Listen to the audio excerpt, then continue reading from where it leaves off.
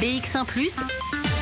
L'invité de Fabrice Grosfilet. Notre invité, c'est François Desmet, président de Défi, également élu député à la Chambre. François Desmet, on va commencer par parler de ce comité de concertation qu'on va tous suivre avec énormément d'attention.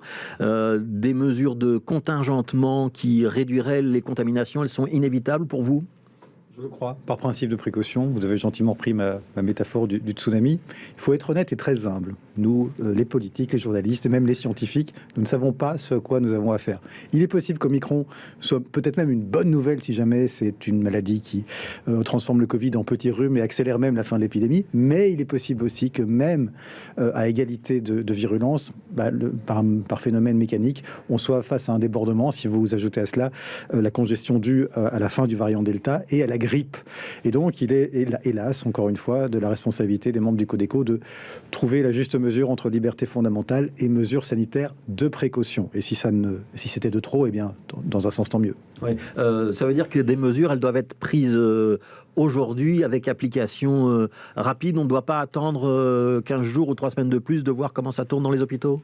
Je pense qu'il faut des mesures relativement rapides. À mon avis, elles doivent surtout être lisibles.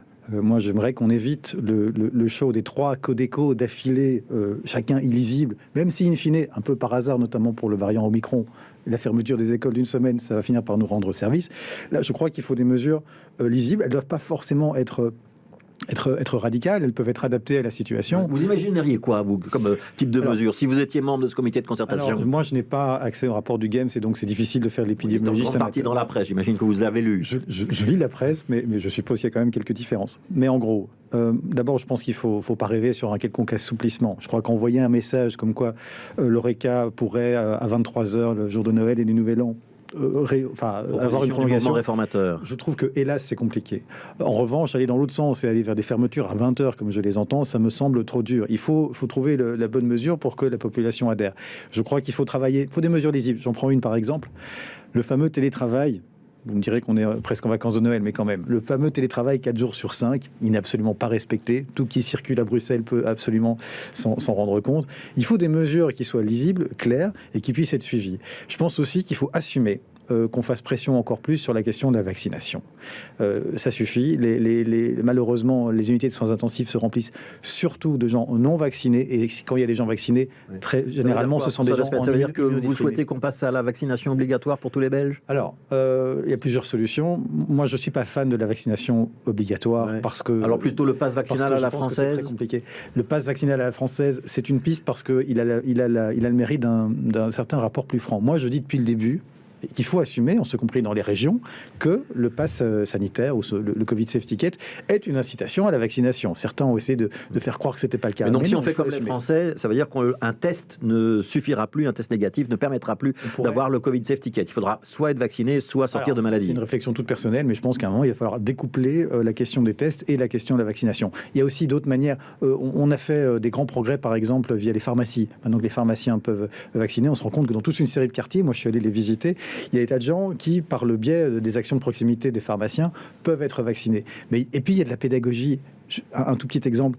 Moi, j'ai fait le test il y a 3-4 semaines de dire sur une grande radio publique et dans la presse qu'on sous-estimait à quel point, malgré tout, le vaccin freine réellement l'infection de 30 à 50%. C'est pas une barrière absolue. 40% les dernières études, oui. Quand même, c'est pas mal. Parce qu'il y a tout un discours anti-vax qui consiste à dire que être vacciné ou pas vacciné, c'est la même chose. C'est pas vrai. Si vous oubliez de dire que le vaccin freine aussi l'infection, le Covid Safety Ticket est incompréhensible, l'obligation vaccinale des soignants est incompréhensible, et le simple fait que ce soit une question de santé publique et non pas une question de santé propre est incompréhensible. Et même les politiques commencent à avoir peur de communiquer cette évidence scientifique. Donc passons à l'obligation, pas à l'obligation vaccinale, mais au pass vaccinal. Ça, c'est une de vos idées. Est-ce qu'il faut avoir une inquiétude particulière pour Bruxelles ?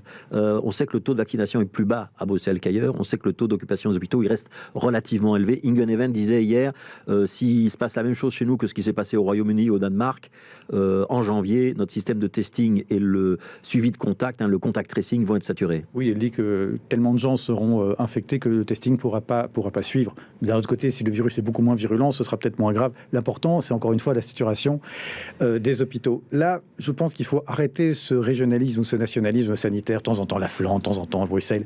On est tous moins vaccinés à Bruxelles qu'ailleurs. On est beaucoup moins vaccinés. On est pour l'instant préservé par l'épidémie. Le Delta, finalement, nous a finalement moins heurté. Ça ne veut pas dire qu'on est préservé pour l'avenir. Et donc, encore une fois, à part trouver les moyens, notamment pour inciter les plus jeunes à se vacciner et améliorer d'autres outils comme la ventilation. On est extrêmement en retard, que ce soit dans les écoles, à la fédération ou que ce soit dans les entreprises. Je ne vois pas d'autre solution. Donc une chose est sûre, rester sur la plage sans rien faire n'est pas une bonne idée quand nous sommes devant un tsunami, même si en ce moment l'eau est retirée et tout semble calme. C'est le tweet précis que vous aviez écrit il y a quelques jours sur Twitter, pour ceux qui ne l'avaient pas lu, pour comprendre à quoi on faisait référence. Ça, c'est donc le débat sur le comité de concertation et la situation sanitaire.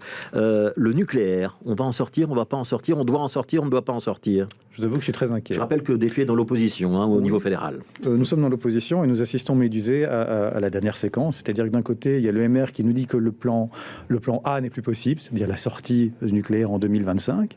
Et nous avons la ministre de l'Énergie, le Premier ministre et Engie qui nous disent que le plan B n'est plus possible, à savoir maintenir les réacteurs. Et le pire, c'est qu'il est possible qu'ils aient tous raison. Vous faites plus confiance au mouvement réformateur ou à Engie? C'est pas une question de confiance au mouvement réformateur ou à Engie. C'est-à-dire que quand vous regardez rationnellement les chiffres, il y a la question du CO2, même s'il n'est pas dans l'accord de gouvernement, mais il y a la question de l'approvisionnement. On va se couper de 6 gigawatts. Vous avez un CRM qui nous en apporte 4,4 et qui nous dit on va récolter le 1,6 qui manque lors de la deuxième enchère de 2024 et on va y arriver aussi grâce à 2 centrales au gaz qui n'existent pas et dont il manque même un permis de construire. En termes d'approvisionnement, qu'il soit du MR ou pas, ceux qui doutent ont raison. Le problème, oui, et le problème, par contre, le problème du MR, outre le fait qu'il a eu la ministre de l'Énergie pendant 5 ans dans un gouvernement où il aurait pu modifier la loi lui-même, c'est qu'il a accepté un accord Vivaldi, dans lequel, 1, la comptabilité du CO2 n'est pas prise en compte, et 2, on remet la décision à novembre, visiblement décembre 2021, alors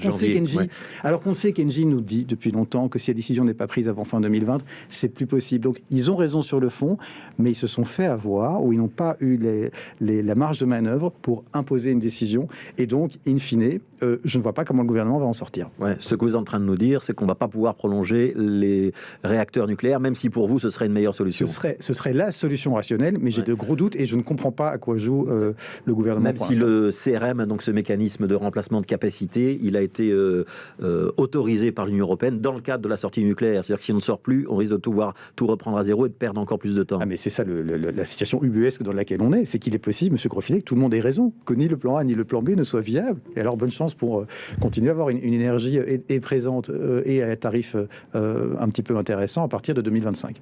Vous avez passé la nuit au Parlement ? J'ai passé une partie de ma soirée, pas toute la nuit, je le confesse, au Parlement. Mais donc il y a eu une grande partie de la nuit, enfin jusqu'à 6h ce matin, au Parlement, qui a été consacrée au débat sur le budget 2022. Ce sera un budget évidemment un petit peu contrarié par la Covid-19. Quand la secrétaire d'État au budget annonce que le rétablissement budgétaire est l'un des grands défis des années à venir et qu'elle va s'y employer, vous lui faites confiance ou pas ?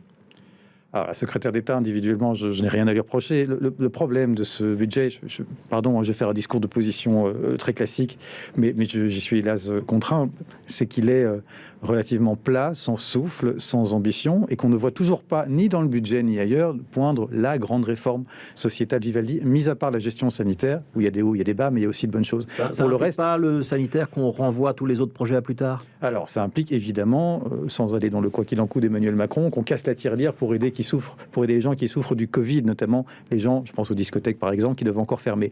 Ça n'empêche pas que quand vous faites un budget, vous ne devez pas construire les recettes sur du sable. Et je vais prendre un seul exemple pour montrer que la Vivaldi construit parfois des recettes sur le sable. La lutte contre la grande fraude fiscale. 200 millions chaque année qui se multiplient par 2 de manière exponentielle. On n'en voit toujours pas la couleur. Et la semaine dernière au Parlement, même 6 parlementaires de la majorité ont exprimé leurs inquiétudes. Je crains que ce soit un renoncement de plus avec d'autres, comme le nucléaire. Et donc, j'ai de fortes craintes sur la manière dont ce budget va être tenu. Il y a beaucoup trop d'incertitudes pour qu'on puisse réellement s'en réjouir. Un déficit de 16 milliards annoncé pour l'année prochaine, c'est 3,2% du produit intérieur brut. Ça veut dire que ça pourrait être plus que ça, d'après vous ?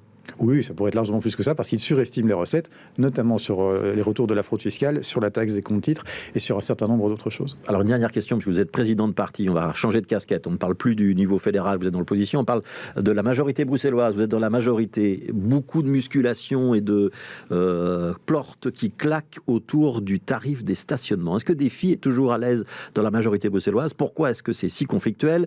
Et sur les tarifs de stationnement, qu'est-ce que vous voulez?